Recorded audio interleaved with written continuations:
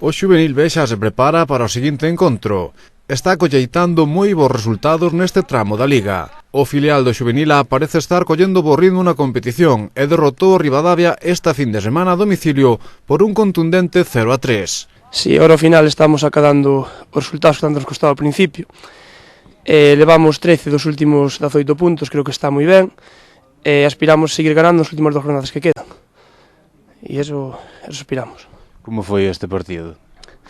Bueno, foi contra o último clasificado, pero no seu campo é un rival difícil porque hai que adaptarse ao campo de erva natural, o balón bota moi mal, despois cada vez que salía o balón fora perdían 2 ou 3 minutos, o que nos complicaba o ritmo de partido, pero ainda así puxemos a nosa calidad, o noso xogo e acabamos ganando 0-3.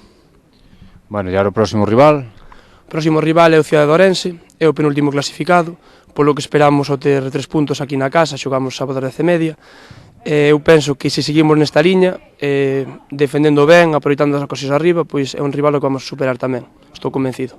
Pois noraboa a todo o plantel do xuvenil B por como están levando este tramo final da Liga.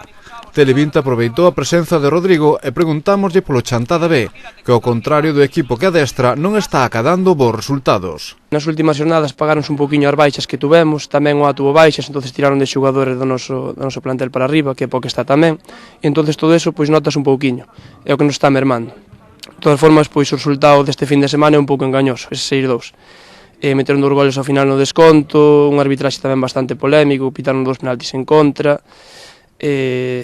resultou difícil por eso tamén.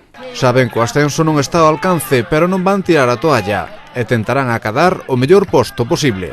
Quedan 8 xornadas para o final e nós vamos a pelear por quedar o máis arriba posible. Si é sétimos, se é sextos, se é quintos.